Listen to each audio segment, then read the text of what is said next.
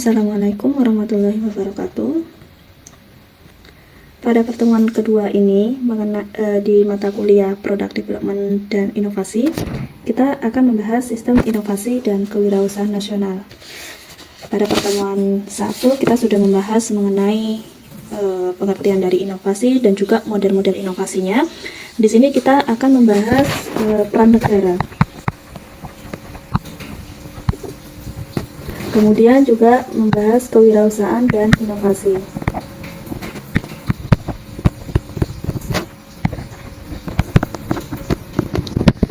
Selanjutnya kita membahas kewirausahaan teknologi.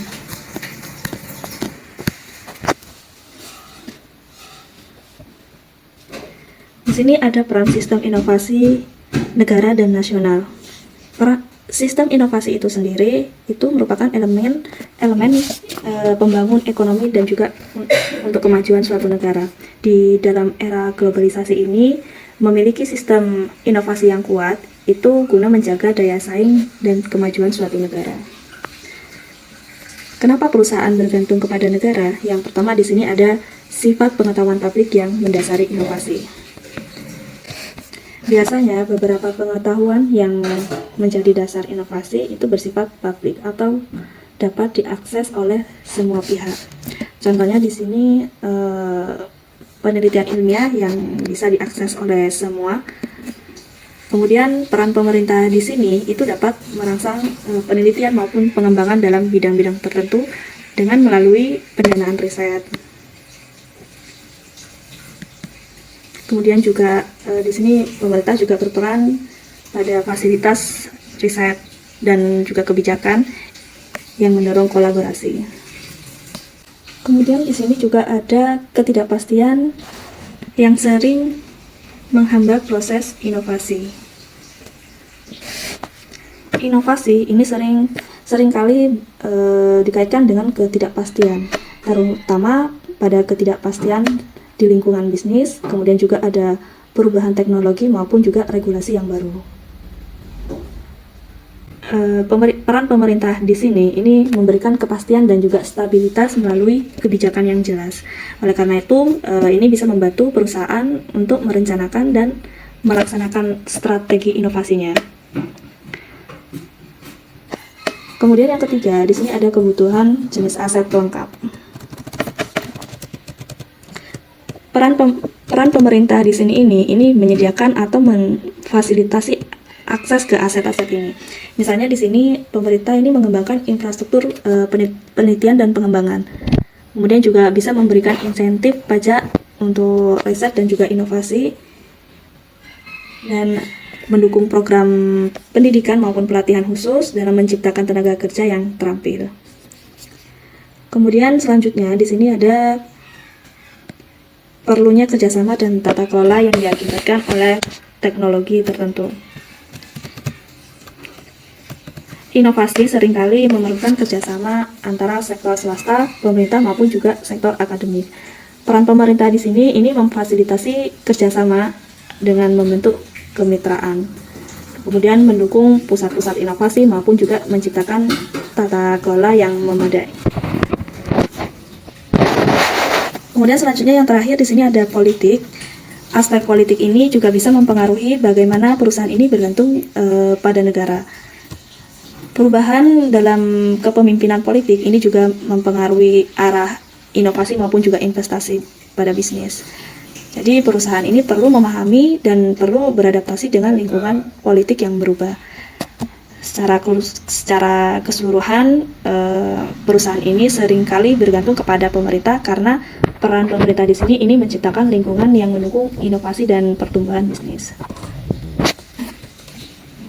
Kemudian di sini ada hubungan bagaimana pemerintah itu mendukung perusahaan dalam mendorong sebuah inovasi. Nah, di sini ada beberapa faktor dan juga elemen-elemen mendukung. Oke, yang pertama kita akan bahas satu persatu mengenai fungsi dari entitas tersebut. Yang pertama kita membahas mengenai institutional setting atau pengaturan kelembagaan. sini ada pengaturan kelembagaan.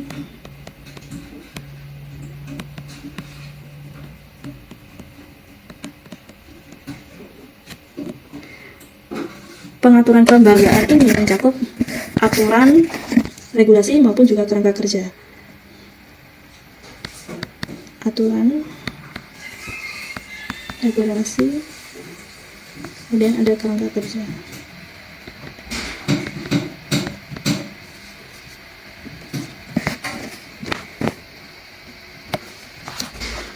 Kelembagaan yang baik pastinya dia memfasilitasi kolaborasi, akses ke sumber daya yang mendukung inovasi. Kemudian di sini ada industri, inovasi industri.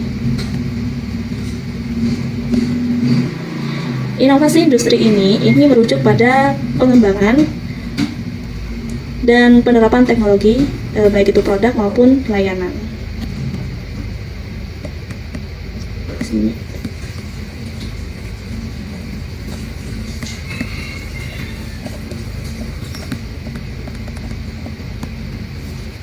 Di dalam inovasi industri ini pastinya dia menghasilkan peningkatan daya saing maupun juga penciptaan tenaga kerjanya. Selanjutnya, faktor kondisi.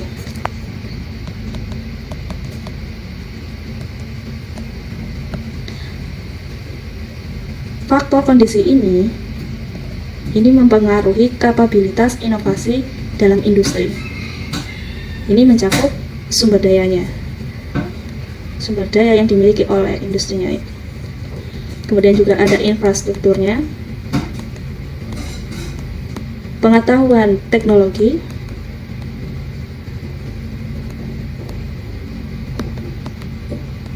dan juga ada kebijakan publik.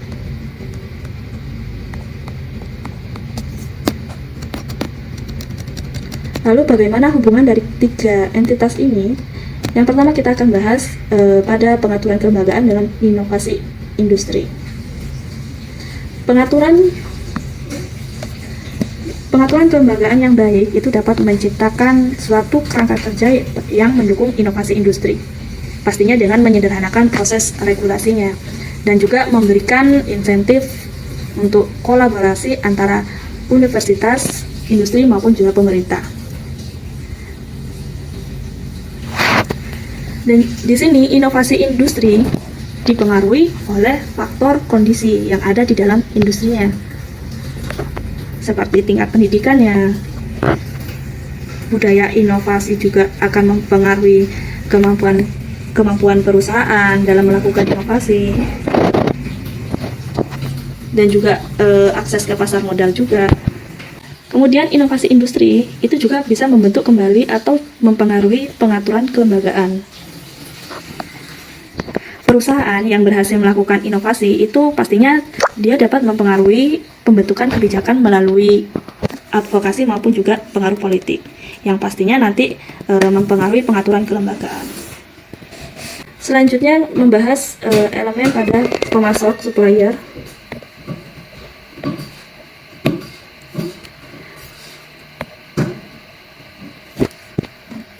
Supplier dan support industri. Fasilitas pendukung industri.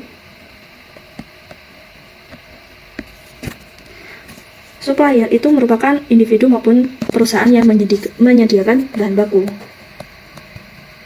Penyedia.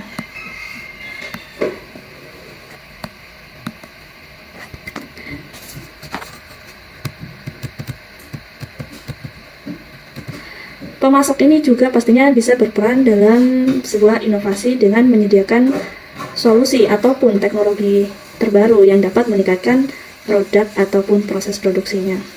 Kemudian untuk pendukung industri, support industri, di sini mencakup berbagai pihak seperti konsultan, lembaga riset,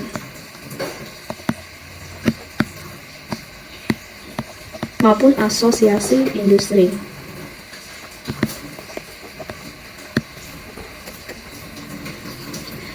Mereka ini juga bisa berperan dalam memfasilitasi pengetahuan dan juga teknologi, dan juga mendukung pengembangan produk serta layanan yang baru. Kemudian elemen lainnya itu ada pelanggan, usernya. Pelanggan ini adalah individu maupun organisasi yang menggunakan produk. Pengguna produk.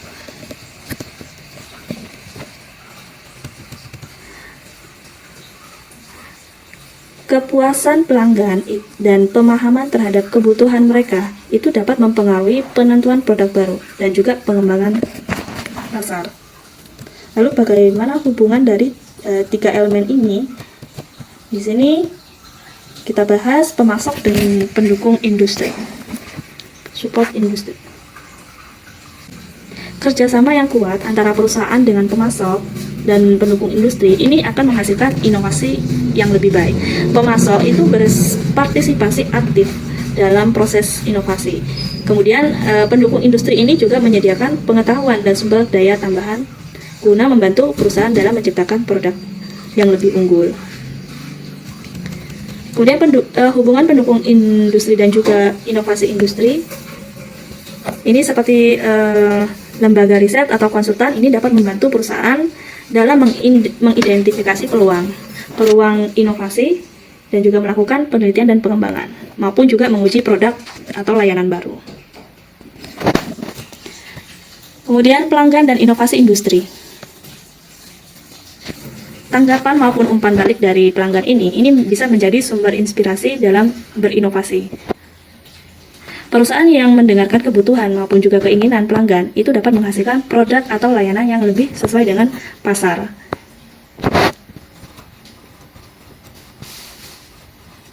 Jadi dalam keseluruhan ini, hubungan yang sehat maupun dan kolaboratif antara pemasok, pendukung industri dan juga inovasi industri dan juga pelanggan ini dapat menghasilkan inovasi yang lebih kuat. Dan begitu juga dengan produk yang lebih baik. Selanjutnya hubungan pengaturan kelembagaan dan pelanggan. Pengaturan kelembagaan yang baik itu pastinya dapat menciptakan lingkungan yang stabil dan terpercaya bagi pelanggan. Di sisi lain, jika pengaturan kelembagaan yang buruk ataupun tidak efektif itu dapat menciptakan ketidakpastian maupun resiko bagi pelanggan. Oleh karena itu, pastinya bagi perusahaan ini perlu memahami dan mematuhi regulasi yang telah berlaku serta menjaga hubungan baik dengan pelanggan. Contohnya di sini perlindungan konsumen. Ini perlindungan konsumen, pengaturan kelembagaan itu mencakup undang-undang dan regulasi yang merancang untuk melindungi hak dan kepentingan konsumen. Misalnya di sini hukum perlindungan konsumen dapat memberikan pelanggan untuk mengajukan keluhan, pengembalian produk cacat maupun meminta pengembalian uang. Ini hubungan antara pengaturan kelembagaan dan pelanggan. Kemudian ada elemen lainnya yang dapat mempengaruhi inovasi dalam konteks lingkungan bisnis ini. Yang pertama itu ada financing R&D.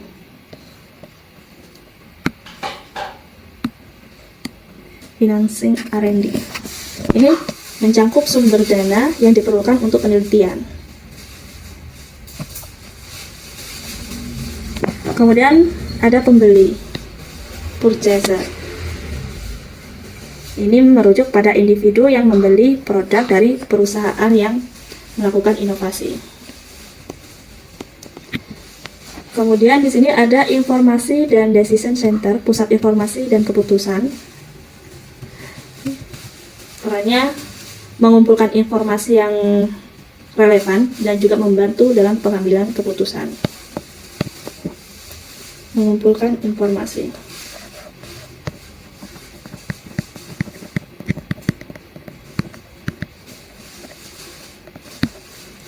Kemudian selanjutnya ada makroekonomi kondisi makroekonomi yang mencakup faktor-faktor ekonomi seperti inflasi, tingkat suku bunga maupun juga pengangguran.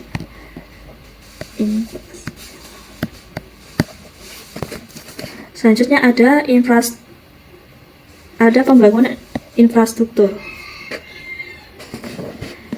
Pembangunan infrastruktur termasuk dalam faktor-faktor yang mempengaruhi inovasi. Ini karena infrastruktur yang baik itu pasti mendukung pertumbuhan industri dan juga R&D.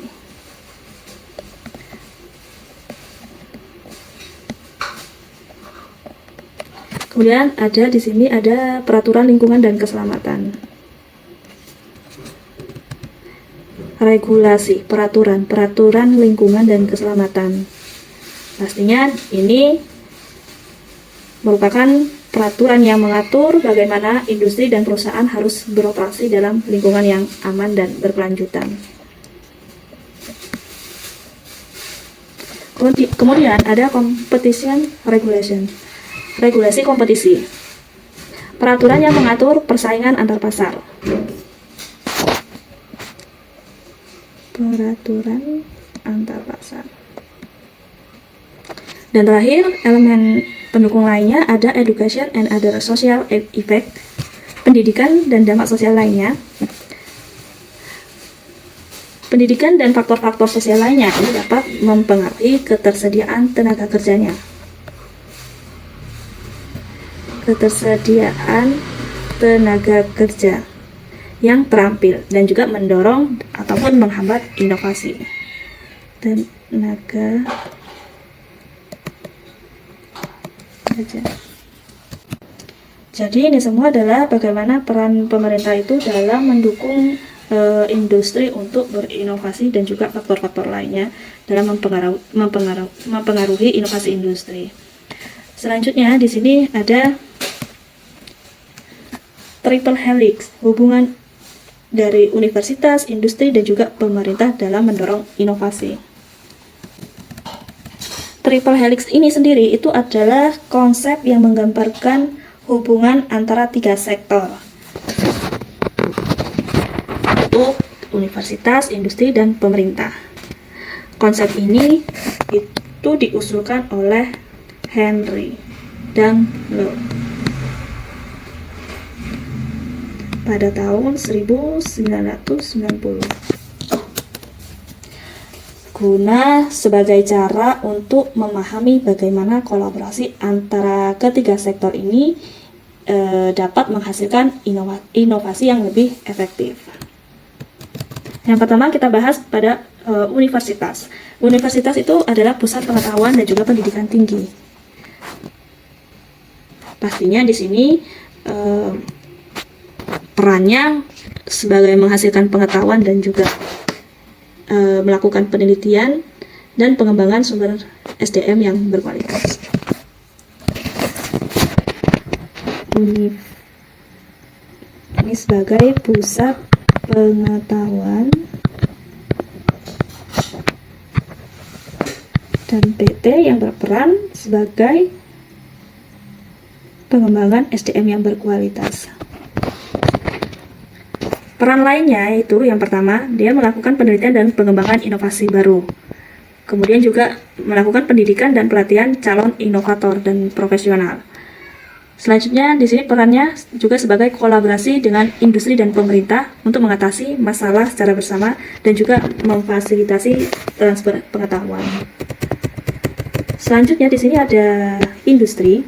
Di industri ada venture capital, modal usaha, ada supply chain, ada startup, dan juga multinational firm.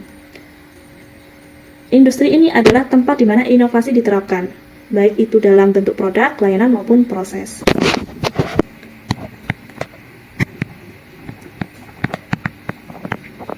Peran industri dalam triple helix ini itu pastinya mencakup menggunakan pengetahuan yang dihasilkan oleh universitas. Kemudian berinvestasi dalam penelitian dan pengembangan internal. Kemudian juga mengidentifikasi peluang pasar untuk inovasi dan berkolaborasi dengan universitas dan pemerintah guna mengimplementasikan ide-ide inovatifnya. Selanjutnya di sini ada government atau pemerintah. Pemerintah ini memiliki peran sebagai regulator dan juga pemangku kepentingan.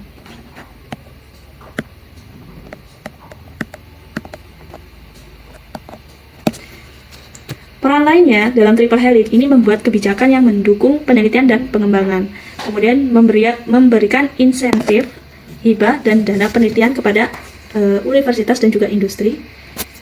Peran lainnya, pemerintah ini juga memfasilitasi kerjasama antara universitas dan industri melalui berbagai inisiatif seperti inkubator maupun juga klaster industri.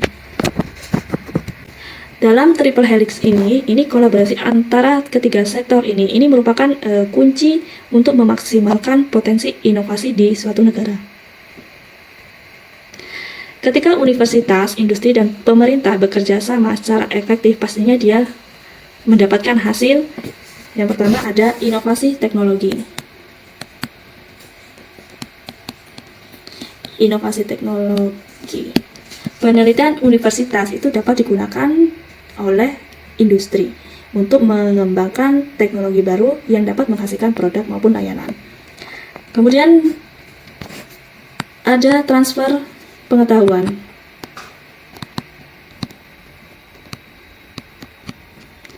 Universitas itu dapat mentransfer pengetahuan ke industri melalui kerjasama penelitian dan juga pelatihan tenaga kerjanya. Benefit lainnya itu ada peningkatan daya saing.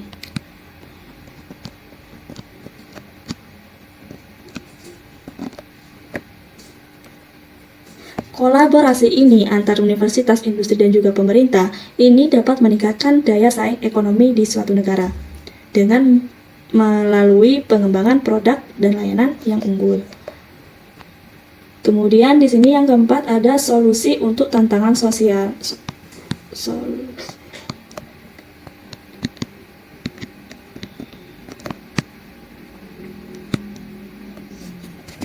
Pastinya dengan triple helix ini bisa digunakan untuk mencari sebuah solusi dalam pemecahan masalah sosial dan juga lingkungan yang kompleks.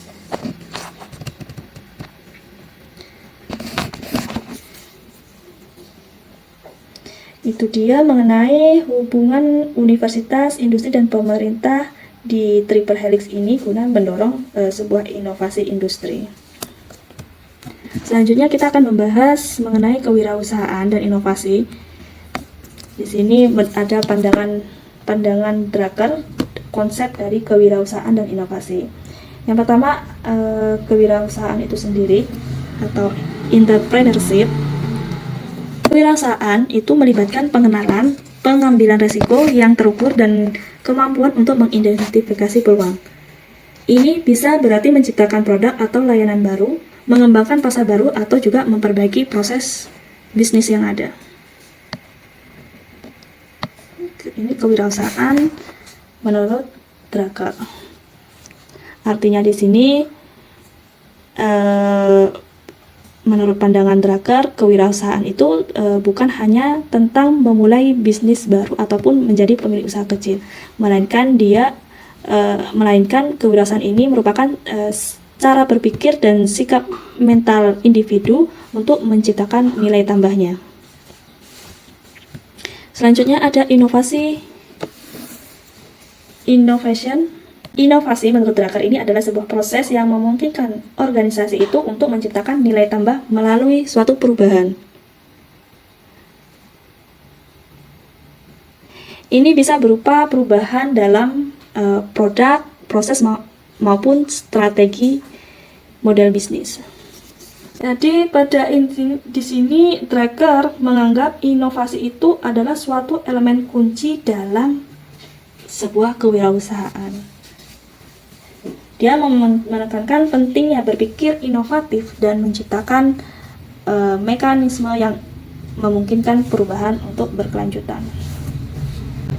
Selanjutnya di sini dalam pandangan Drucker, kewirausahaan dan inovasi tidak hanya terbatas pada perusahaan startup.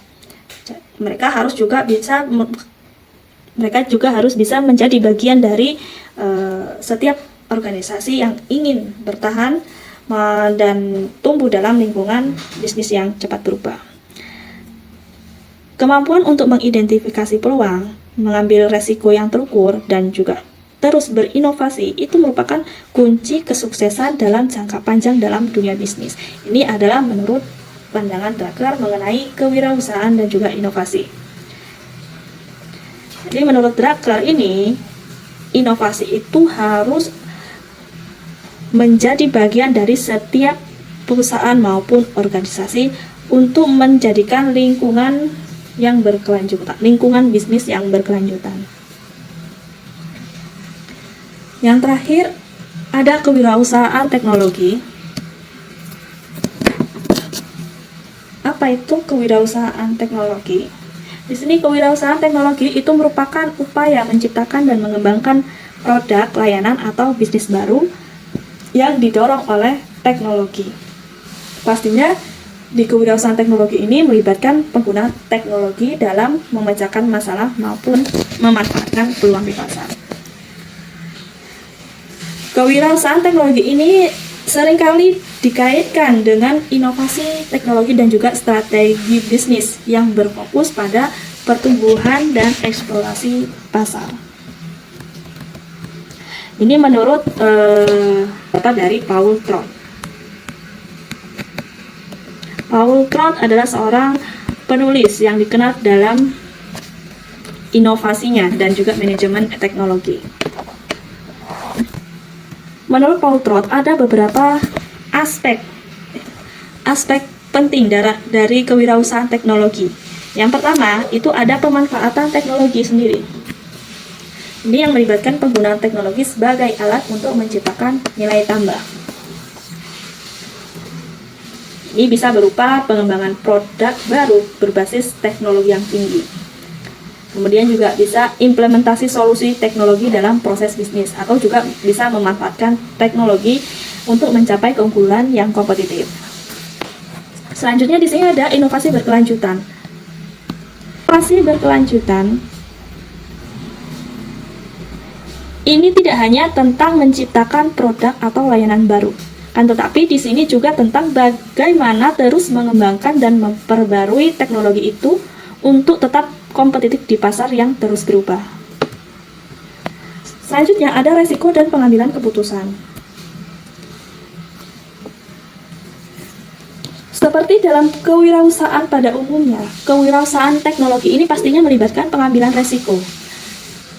Keberhasilan dalam mengadopsi atau mengembangkan teknologi ini pastinya bergantung pada kemampuan pengambilan keputusan yang bijak terkait investasi dan pengelolaan resiko. Selanjutnya ada kerja tim dan kolaborasi.